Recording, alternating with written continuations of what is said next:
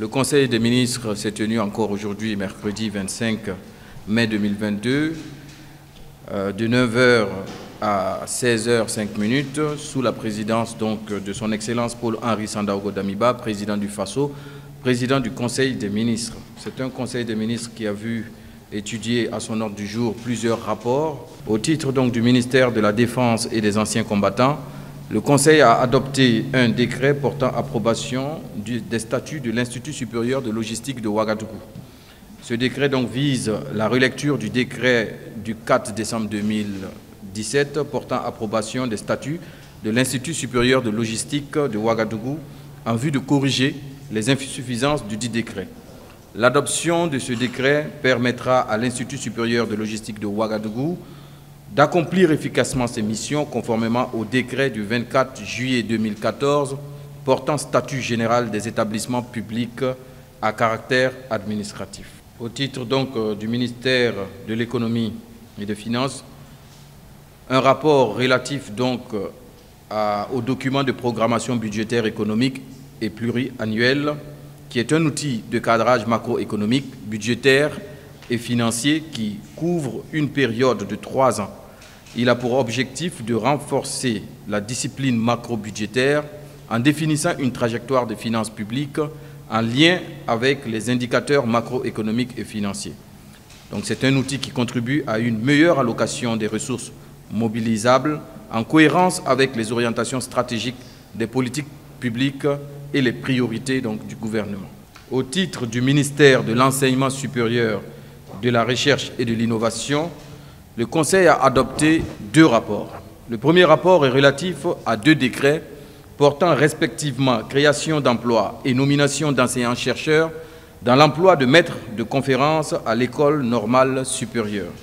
L'adoption de ces décrets permet la création de 11 emplois de maîtres de conférences et de 9 emplois de maîtres assistants et la nomination de 11 enseignants-chercheurs dans l'emploi de maître de conférences à l'école normale supérieure. La liste de nominations sera publiée dans le journal officiel du Burkina Faso. Le second rapport est relatif à 2 décrets portant respectivement création d'emplois et nomination d'enseignants dans les emplois de professeurs titulaires hospitalo-universitaires et de maîtres de conférences à l'université Nazi Boni. L'adoption de ces décrets permet la création de 8 emplois de professeurs titulaires et de professeurs titulaires hospitalo-universitaires, de 10 emplois de maîtres de conférences et de 31 emplois de maîtres assistants et maîtres assistants hospitalo-universitaires, ainsi que la nomination de 18 enseignants dans les emplois donc, de professeurs titulaires hospitalo-universitaires et de maîtres de conférences à l'université Nazi Boni. La liste de ces nominations sera publiée dans le journal officiel du Burkina Faso. En communication orale, il y en a eu plusieurs, j'en ai retenu 3, 2 que je vais exposer, et le 3e sera présenté par mon collègue ministre du Commerce, ici présent avec moi. La première communication orale concerne donc Houndé. Houndé, hier, mardi, un mouvement d'orpailleurs pour exiger donc la libération de leurs camarades qui avaient déjà été arrêtés suite au mouvement qu'il y a eu il y a de cela quelques jours ayant occasionné la destruction de matériel ainsi que des blessés légers au niveau de la mine de Houndé. Des incidents ont eu lieu lorsque les forces de l'ordre ont voulu donc justement limiter, calmer ou empêcher ces manifestations. On dénombre malheureusement 2 décès, un des suites de bousculades, un autre des suites de tirs par balle et un blessé par balle. À l'heure où je vous parle, une enquête est en cours pour déterminer justement l'origine de ces balles et pour situer les responsabilités. La population donc ayant sorti très nombreux pour manifester, un comité de gestion de crise piloté par le gouverneur a été mis en place. Il faut rappeler que suite aux manifestations ayant occasionné des dégâts considérables au niveau de la mine de Houndé, 12 personnes avaient été interpellées. Donc c'est à partir de la 10e personne interpellée qu'il y a eu donc des mouvements pour demander la libération de ces personnes-là.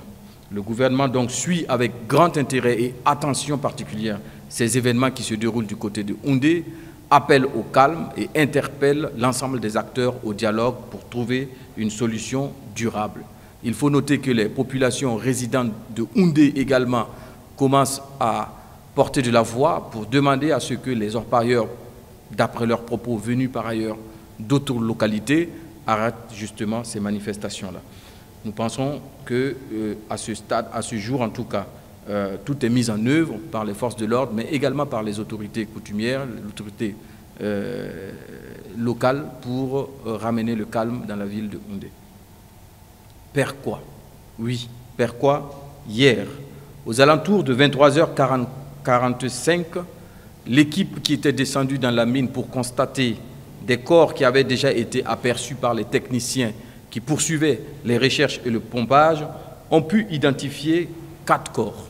Ces corps ont été dégagés avec à côté 2 substituts du procureur pour constater justement les décès, avec une équipe conduite également par des acteurs locaux, mais aussi par le ministre de la fonction publique qui était sur les lieux également. Et donc c'est autour de 23h45 que la nouvelle est parvenue au gouvernement pour confirmer justement qu'on a trouvé 4 corps. Il reste 4 corps sur les 8 personnes qui avaient disparu depuis les intempéries. Il y a de cela plusieurs semaines et les recherches se poursuivent pour retrouver justement ces 8 corps-là. Mesdames et messieurs les journalistes, 2 informations également majeures sorties donc de ce Conseil de ministres de ce jour. Il s'agit de 2 révocations. Le directeur général de la CNSS est relevé donc de ses fonctions avec effet immédiat. Le directeur général de la BADF, donc ou également la Banque agricole, est relevé de ses fonctions avec effet immédiat. Comme vous avez dû le constater tous, hier, les acteurs de boulangerie ont adressé une correspondance au ministère du Commerce qui a été immédiatement partagée sur les réseaux sociaux, dans laquelle correspondance ils informaient le ministère de leur décision d'augmenter le prix du pain. Ainsi, la baguette de 200 grammes qui est vendue à 150 conformément à la loi, puisque c'est un produit à prix réglementé, passerait aujourd'hui à 200 francs. Donc, soit une augmentation d'1 tiers. Il faut rappeler qu'il y a un vrai problème, mais il y a une solution inappropriée. Il y a un vrai problème parce que le prix du blé, et donc la farine de blé, et donc de la matière première des boulangers, a augmenté. Cela est lié à des facteurs exogènes, mais des facteurs mondiaux. Ce n'est pas seulement le Burkina, ce ne sont pas seulement les boulangeries du Burkina, c'est mondial. Vous avez dû suivre dans la sous-région et ailleurs, le problème, il est crucial et il est général. Mais pourquoi c'est une mauvaise solution? Parce que nous avons des produits dont les prix sont réglementés. Les prix sont fixés d'accord partis entre le gouvernement, les acteurs de la filière en question, les acteurs du secteur privé, les consommateurs et les syndicats. À ce titre, nous avons tenu diverses réunions. Nous avons discuté de diverses questions. Sur le prix de l'huile, il y a eu un compromis. Sur le prix du savon, il y a eu un compromis. Sur le prix du sucre, il y a eu un compromis. Sur le prix du transport des ports vers nos villes, il y a eu un compromis. Et sur le prix du pain, nous n'avons pas eu de compromis. À la limite, tous les acteurs étaient unanimes, mais les boulangers insistaient, sans vraiment trahir le secret des délibérations du comité. Je pense, en toute objectivité, que leur réaction manque de fair play. Le problème est réel. Le souci du gouvernement, ce n'est pas de tuer une activité ou une entreprise. C'est d'aider des entreprises à se créer, à se développer, à payer des salaires et à payer des impôts. C'est ça notre objectif. Mais s'il y a un problème, il faut qu'il soit résolu collégialement.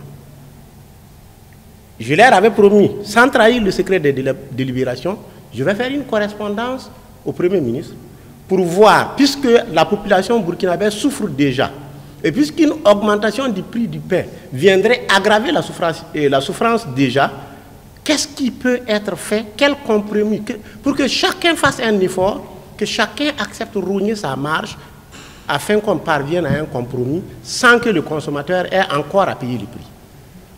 Nous avons fait la correspondance et le dossier était inscrit aujourd'hui en Conseil des ministres pour être discuté afin qu'un comité interministériel, qui du reste a été mis en place, puisse voir avec les acteurs des boulangeries comment trouver une solution sans pénaliser davantage le consommateur.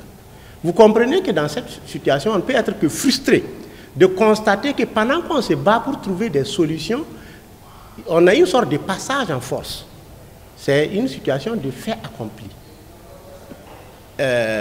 Nous devons toutes nos actions doivent être guidées par la loi.